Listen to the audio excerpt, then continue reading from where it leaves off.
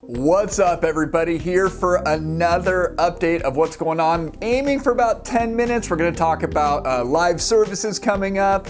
I'm going to share some stories of encouragement of things that are going on. I'm actually going to start with that. We're going to talk about the next Refuel. We're going to give an update on youth and young adult ministries and the search for a new associate pastor heading up over youth ministry and some other things in our church. A lot of good things going on in our church. I'm really excited. I cannot wait to see people's faces again. My life group's been meeting outside, youth group starting up this week, and then live services being back. I'm so excited. And even if you can't make it, that's totally fine. I'm gonna talk more about that in a minute. I wanna start with a Bible verse from our devotions in Hebrews chapter 2, verse 18 says this: since he himself, this is Jesus, has gone through suffering and testing, he is able to help us when we are being tested. And my friends, we're being tested, and I'm sure you feel it. It is a tough time right now. There's a lot going on. There's a lot of uncertainty. And it feels like, when is this ever going to be over? And it feels like there's a lot of anger in the air, a lot of division, a lot of shame, a lot of frustration. And I just want to encourage you to keep your focus on Jesus. And we'll get to that verse in Hebrews where it says, let us fix our eyes on Christ, the author and perfecter of our faith, who endured the cross and its shame and just made a difference, took our shame. He's with us. He understands. He's been there. And he is there with us. And I just want to say that even though we haven't been having services on Sunday morning in terms of in person, we've been having them online. In some ways, our church is actually stronger than it's ever been because people are really digging their roots down deep into Christ, dealing with some things in their life that they've ignored for a long time, but now they can't ignore them anymore. That the pandemic's this great revealer. And they're doing the process. And even in our sermon series, we've been going through hope and just encouraging people on how to build that hope. But then also going through Malachi and this challenge and this convicting book of like, hey, what are some things you need to allow God to kind of do some work in you? And it's been powerful. And we have new leaders stepping up into ministry. As we're talking about, we have new staff things going on in our church. Life groups are going great. We have over 200 people in groups. People saying, I'm in, and they're living into that habit. It's powerful. This is a powerful time. God is doing amazing things. And I still believe that God is really setting up our church to continue to be even stronger in the future, even though this is a really hard time, and we can say that it's a hard time. But God's kind of rearranging some habits in our lives. And my message that I talked about last Sunday really talked about that. There's different ways we can react when we're dealing with change and stress. But there's the way of Jesus that we're going to live into. And when we live into that, we grow strong. It's incredible. Some amazing stories. People caring for each other. We had someone in my life group who actually got COVID. We're going to hear her testimony in September. And her life group just stepped up around her, helped her, delivering meals, calling her, texting every day, being there for her. This is life together, and it's powerful. And again, we got people in groups, and that's just so cool. We've been hearing the last couple of weeks from our sister Tracy, talking about how God has just done these things in her life and her courage to share her testimony. If you didn't catch it, the Sunday previous where she was like, can you stop filming me? I'm done. I'm rambling. I don't know what to say. I love that authenticity. We're getting people right. I just got a Connect card from last week where someone just said, I finally had a light bulb moment. She actually called it an epiphany, where I finally had God say something to me that I hadn't realized was going on in my life. And I've been trying to walk this life of faith for years. So God's doing incredible things. There's even weddings and other things going on. I've done a couple of funerals. We did one a few weeks ago on our front lawn with someone who doesn't even go to our church, but just said, can you officiate on the front lawn? I said, yes. We're out there, we're in mass, we're distance, and I was just able to minister to this family. Weddings are going on. I've officiated 2 since March, outdoor, distancing, change plans. I'm doing premarital counseling for 2 more people. Those are going to be happening in the next couple of months.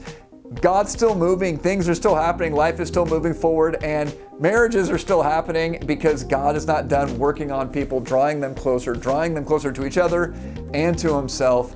And I just want to keep you encouraged because you hear all this bad news all the time. And that's kind of the nature of news. I hope you realize that. That's why you can't watch too much of it, because the nature of news is to keep you focused on the car accident.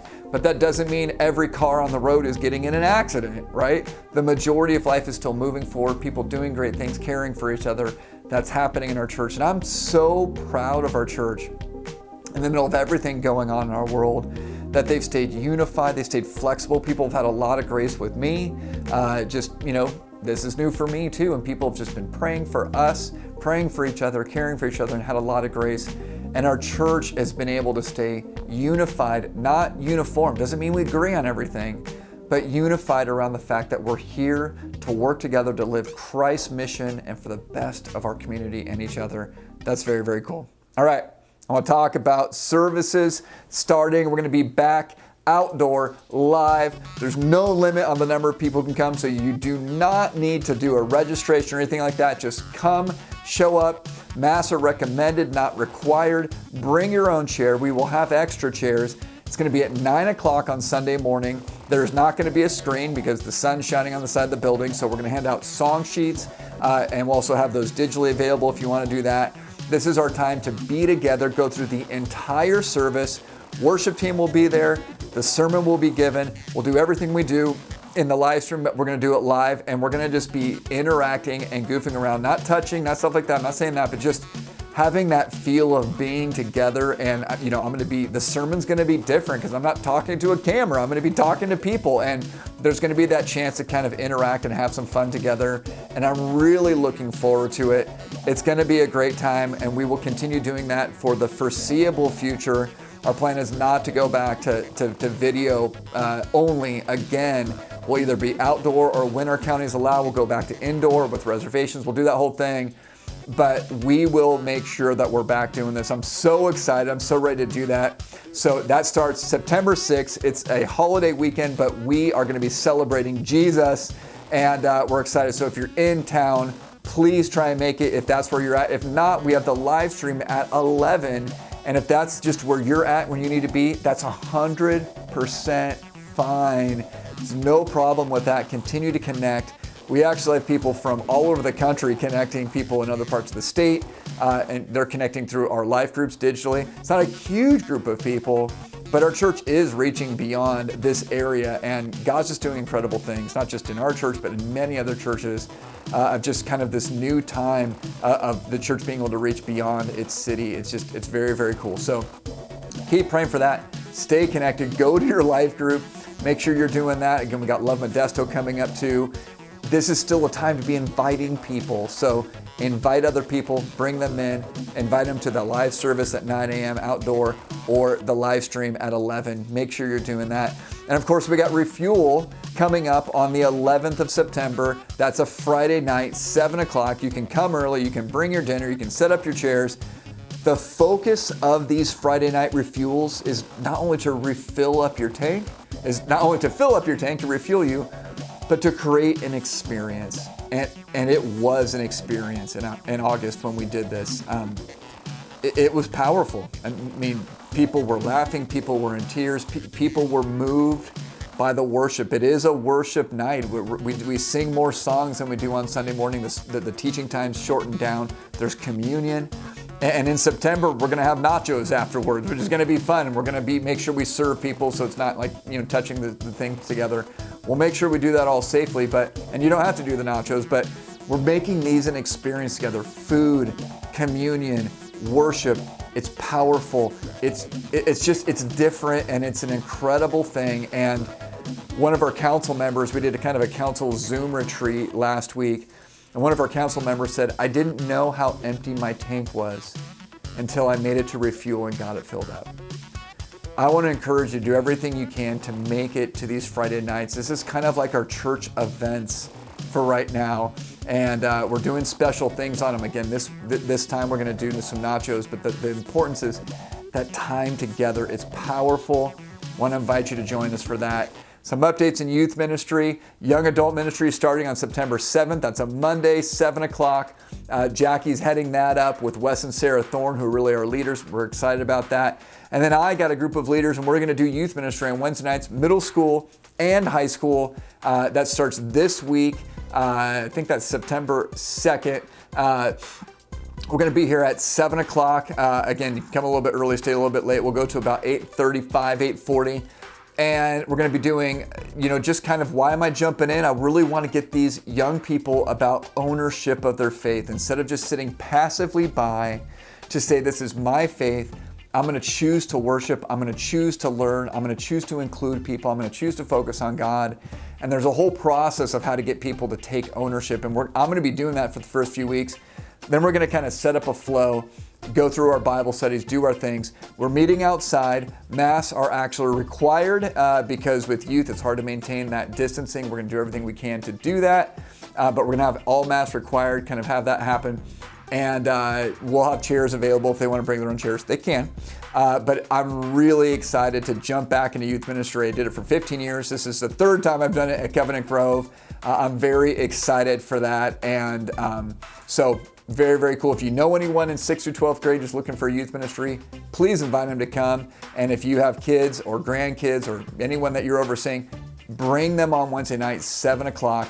It's going to be powerful. And again, if you're not that spot where you feel comfortable having your kids there, that's fine. But make sure you come up with a plan for their spiritual growth, because adolescents need to have that plan. They're not adults. They don't have the experience. They need to make sure they have a plan to have adults strongly interacting.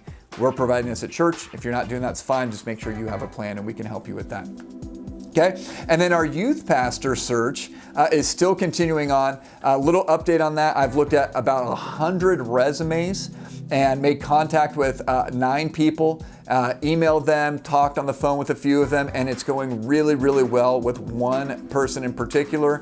We're moving forward. That's looking really good. And we'll continue to give you that updates at some point, probably very soon. That person's going to be doing some more next step interviews with the pastoral staff, with the council, with the search team. And then if those go well, we'll be moving into visits, and we'll continue to give a timeline on that, because since this is a licensed position, this stage at Covenant Grove, that will require a vote by the members of the church. So very excited with how well that's moving along. It doesn't always happen that way, but praise the Lord, this search is going really well and actually pretty quickly, all things considered. So we're very excited for that, and just excited for the people God's bringing into our church in terms of new people in town and new staff members, and just that momentum that God can give us as we are just driving forward. And it is a hard time, but we're excited about that. And then again, just back to that verse that we said at Hebrews. I'm going to wrap up here at the end, that he himself has gone through suffering and testing, and Jesus is able to help us when we are being tested. This is a time of testing, but for God, the testing is a refining, and refining makes you stronger. So lean into that. Know it's a hard time. Know that you're not alone. Know that there's support. I'm so proud of our church. People are stepping into groups. People are living into that strength. People are diving into the word. People are getting stronger. So keep it up. And I can't wait for us to be meeting again this Sunday. I'm so excited. I can't wait to see people. It's going to be incredible. And I hope you're doing well. If you need things, just know that we're here for you. Continue serving, continue giving faithfully, generously. Thank you for what you're doing in that. We need that as we keep moving forward. Keep praying for our church, and know that we are here. If you have any financial needs, emotional needs, whatever, we're here. We care about you. God bless you. And I'm excited about this week. It's going to be awesome.